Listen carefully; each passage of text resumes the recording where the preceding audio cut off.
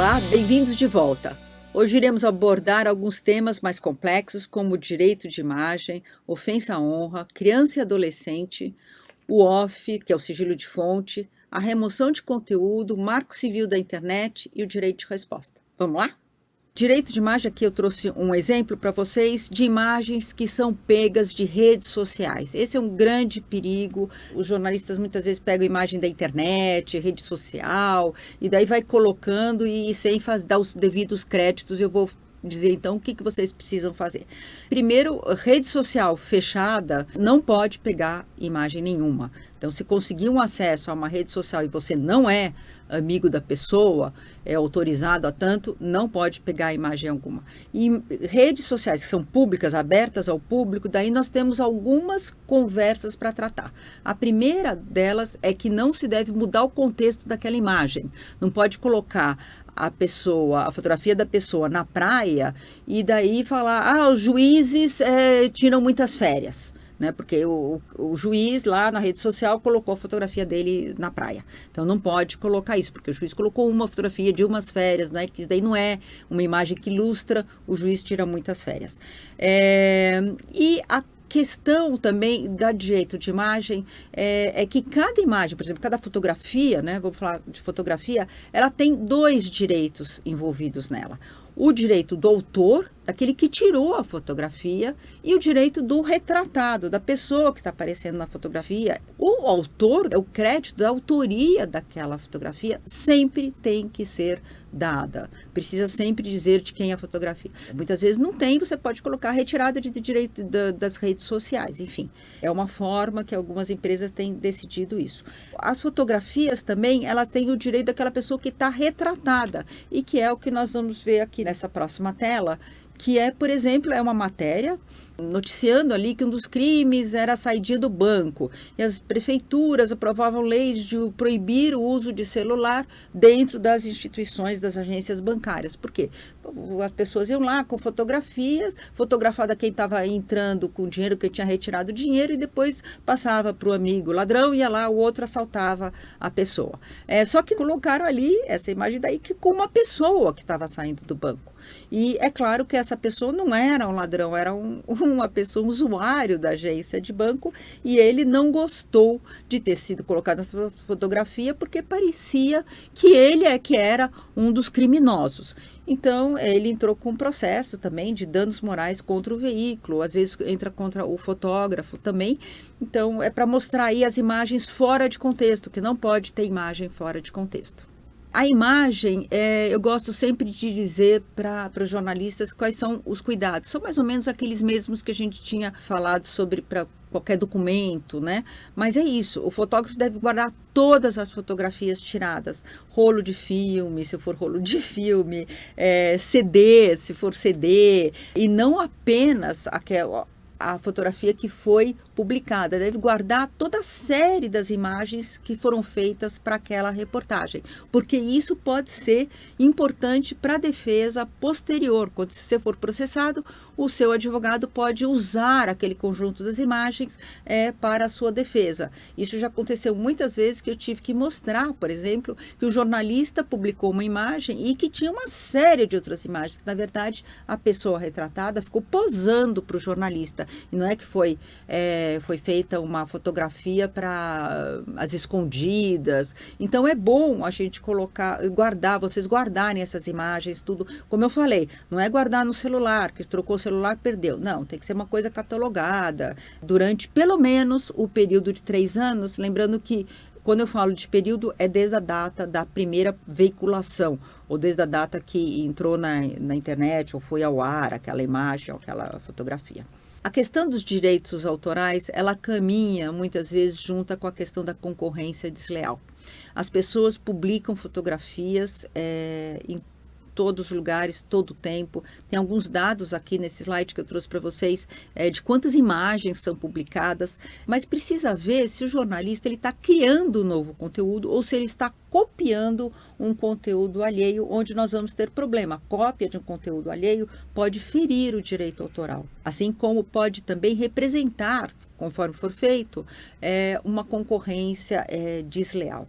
É importante que vocês fiquem atentos para o que se vai usar de imagem ou de conteúdos alheios. Existe uma lei de propriedade industrial que regula essa questão da concorrência desleal. Comete um crime de concorrência desleal quem reproduz no todo ou em parte uma marca registrada. Então, você pega uma marca e coloca na sua matéria, precisa ver como você vai fazer isso, porque você pode estar reproduzindo sem autorização, ou pode daí criar desprestigiar aquela marca, ou você, se eventualmente você é um conteúdo alheio, pode parecer que você está roubando aquilo. Por exemplo, você vai fazer uma coluna e você coloca aquele conteúdo de uma emissora de TV lá para mostrar, dar o exemplo do que você está falando.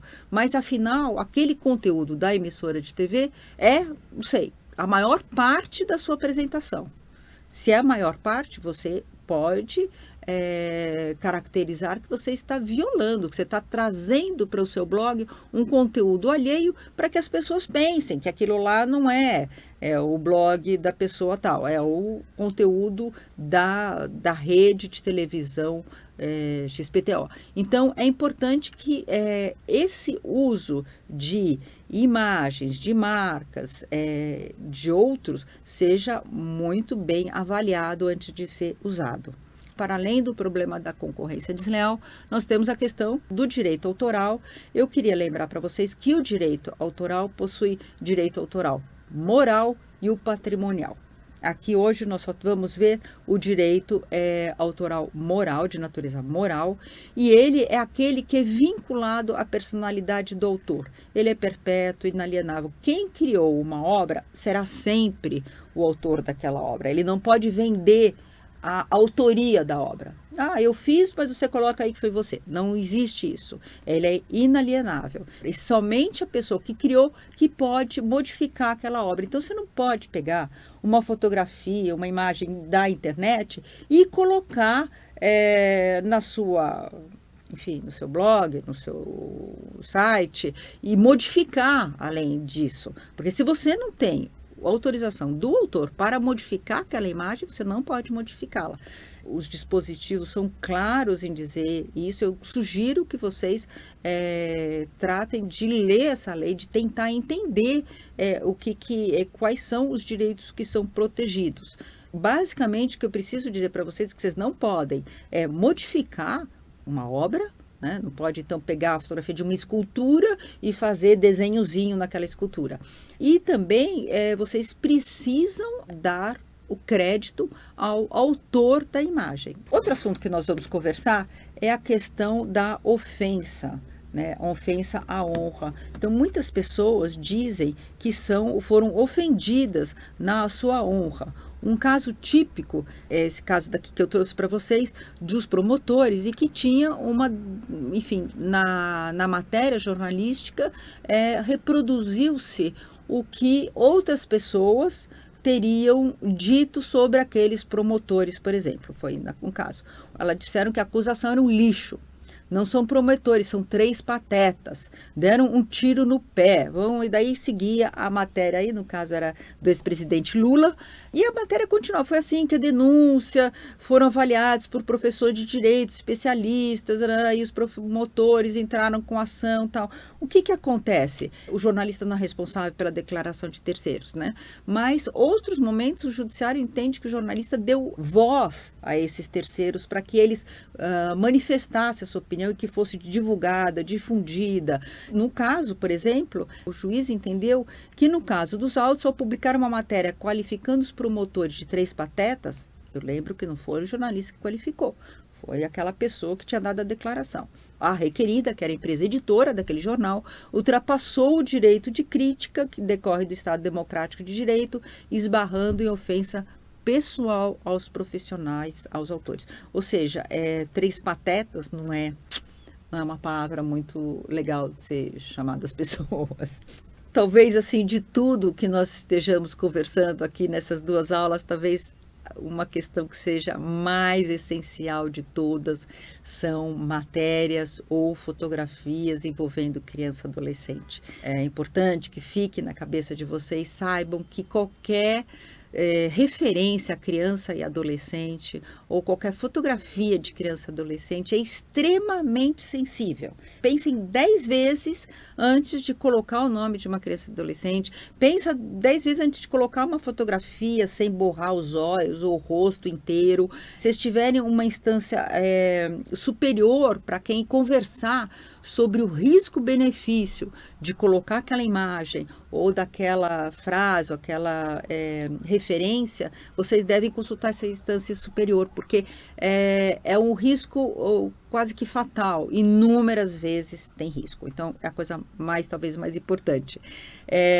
O que eu preciso dizer para vocês é que criança é até 12 anos, incompletos, e adolescente é entre 12 e 18 anos.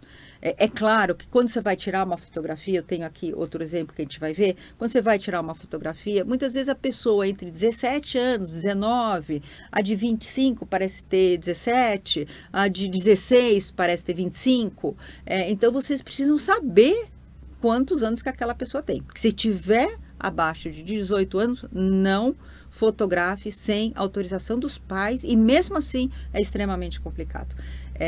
Então vocês precisam pedir o documento da pessoa, só fotografe, mesmo que seja para uma matéria jornalística, qualquer coisa, só fotografe se tiver o RG da pessoa e você perceber que a pessoa efetivamente tem mais de 18 anos, senão é muito delicado. E não é só a questão de fotografia, mesmo a referência, se a criança, a pessoa, o adolescente ou a criança praticou algum ato criminal, algum ato ilícito, a fotografia ou a referência não pode identificar a pessoa.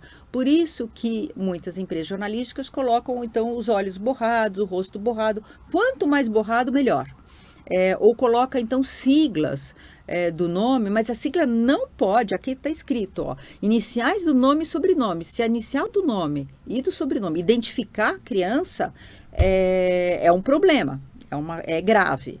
Você acabou identificando a criança. Não pode falar, a criança, o nome fictício, Joãozinho, que mora na rua tal, número tal. Porque você colocar a rua e o número, você identifica a criança. A criança, o Joãozinho, cuja avó se chama tanto. Claro, você falar o nome da avó, você está identificando a criança. Então, não pode fazer, não pode colocar o prenome, né? O primeiro nome da pessoa, não pode colocar. O que eu sugiro para vocês que tenham cuidado, né, é desconfiar sempre. Se tem lá uma menina que você quer fazer uma matéria sobre se ela já transou, né? Vamos dizer, uma matéria, isso aí muitas vezes tem matérias, por exemplo, assuntos mais delicados. A pessoa já transou. Aí você vai lá e vê uma menina, você transou, quantos anos você tem? Eu tenho 23. Você tem que desconfiar.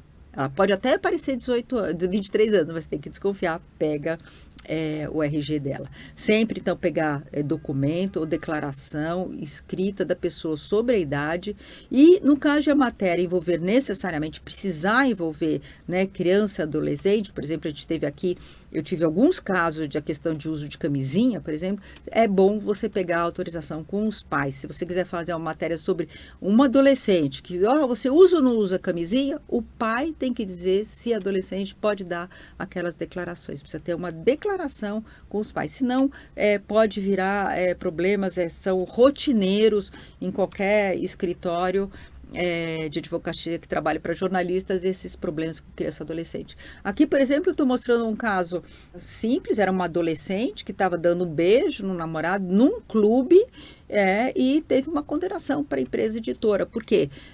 Porque a menina estava, essa tarja eu que pus, né? Agora... e a menina não estava com a tarja, ela estava dando beijo e o fotógrafo achou que era lindo para ilustrar o ambiente do carnaval no clube tal. Publicou e a mãe da adolescente não concordou que a filha aparecesse num beijo assim tão real, né? Vamos dizer assim, e entrou com um processo pedindo uma indenização, porque isso daí teria violado a honra da adolescente e ganhou. né? Foram 50 salários mínimos. Outra questão que eu acho que é também importante para eu trazer para vocês é a questão do OFF. A gente viu isso na primeira aula, que naquele inciso 14 daquele artigo 5º da Constituição Federal está resguardado o sigilo de fonte. O sigilo de fonte é importantíssimo e fonte não é apenas o nome da pessoa que deu uma declaração. Fonte pode ser documentos, fotografias, arquivos, mensagens de WhatsApp que foram salvas, isso também pode ser uma fonte, né?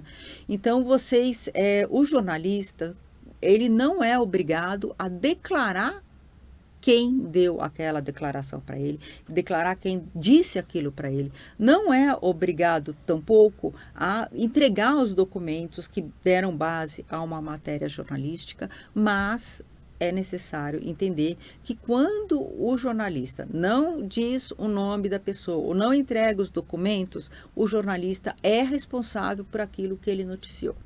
Então, ele deve arranjar outros modos, se for processado, ele vai ter que arranjar outros modos de provar aquilo que ele está dizendo, aquilo que ele disse naquela matéria jornalística. Então, o sigilo de fonte, de fato, ele protege não apenas o jornalista, que de alguma forma é protegido, ele protege sem dúvida alguma a fonte, né? Ou os documentos, a origem daquela informação. Muitas pessoas não dariam declarações se soubessem que o nome delas ia ser divulgado. E protege, mais do que tudo, a informação, para que a informação siga o seu curso natural e seja divulgada efetivamente, seja veiculada. É isso o que protege o sigilo de fonte. Mas tem que entender que se não quer abrir a fonte, tudo bem, mas é o jornalista que pode ser responsabilizado pelo conteúdo. Aqui é um exemplo clássico, né, que é o Nixon, aqui é uma fotografia dele no dia que ele estava renunciando para não sofrer o processo lá de impeachment e, 30 anos depois que a fonte dos jornalistas foi revelada, que era um funcionário público, e ele aparece aí nessa matéria do jornal O Globo, só para dizer quanto tempo que foi guardado o sigilo de fonte e como o sigilo de fonte pode, às vezes, proteger a origem de uma informação, para que, no caso, foi importantíssimo, né? Outro assunto que para mim também é muito caro, muito delicado, é a questão da remoção de conteúdo da internet. É extremamente delicado. Hoje em dia, pede-se a remoção de conteúdo de qualquer coisa.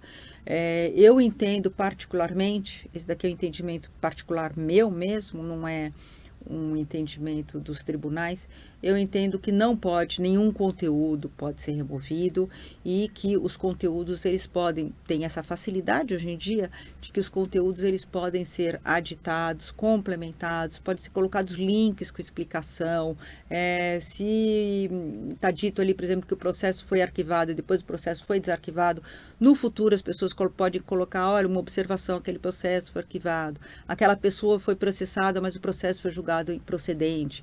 Então, a internet permite isso, que é muito diferente de antigamente, que também nem havia o direito de remoção, porque não dava para remover uma notícia impressa no jornal. Aquele jornal podia ficar numa biblioteca e sempre seria encontrado, não tinha como remover aquilo. Eu acho, particularmente, que os conteúdos, então, não devem ser removidos. Eu acho que essa questão do direito de esquecimento é uma questão extremamente complexa, porque temos que saber quem que quer ser esquecido. O que quer que aquela pessoa quer que seja esquecido, né? A Abrage tem o Ctrl+X, que tem um levantamento dos pedidos de remoção de conteúdo.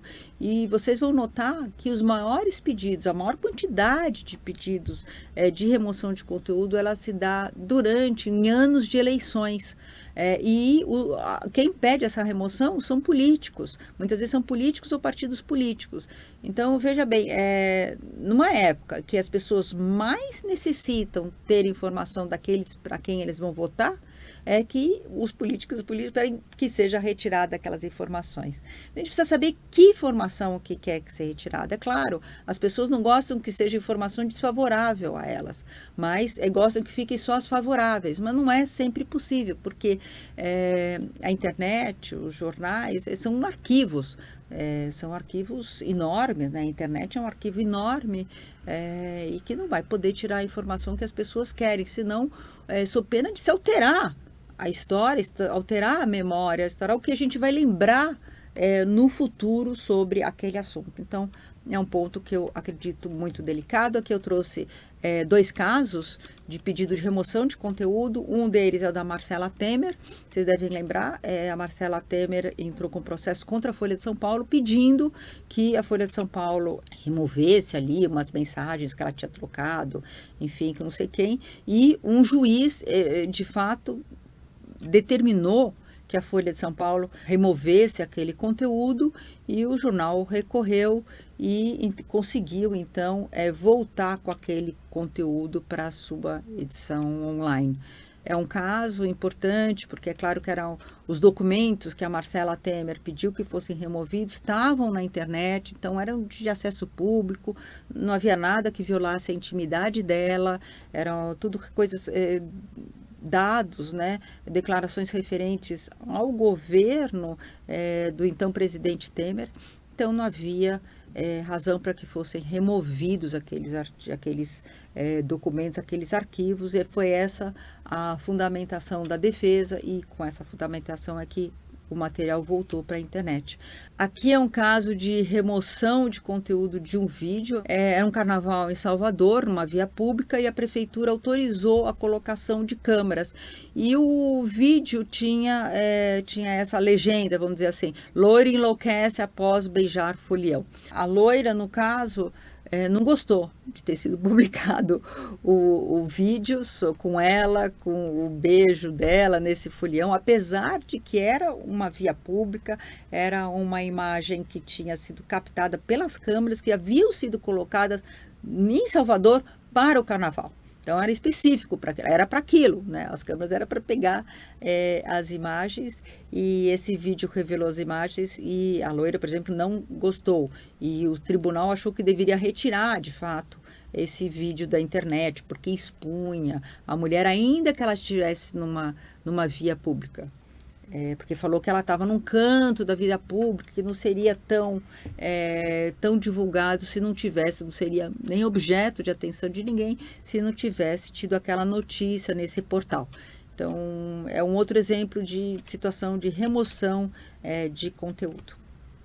Nós vamos falar agora sobre Marco Civil da Internet. O Marco Civil da Internet é uma lei de 2014, é uma lei extremamente relevante, porque ela se opôs a tudo aquilo que queriam criminalizar na internet. Então, ao invés de fazer a criminalização de todos os atos, de tudo que as pessoas fazem na internet, o Marco Civil da Internet, por isso que se chama civil, em oposição a criminal, o Marco Civil da Internet dispôs sobre os direitos e os deveres do internauta. E o artigo, o dispositivo que eu acho que para vocês talvez seja o mais relevante no Marco Civil da Internet é esse artigo 19, que dispõe que o provedor de conteúdo não é responsável por um conteúdo de terceiros, se ele, recebendo uma ordem judicial, ele retirar aquilo, obedecer à ordem judicial.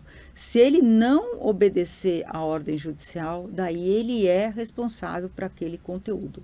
Mas sobre o conteúdo de terceiro, se uma pessoa manda uma notificação, né, um terceiro, manda uma notificação para um site dizendo: aquele conteúdo que está lá me atinge, aquele conteúdo não necessariamente deve ser removido.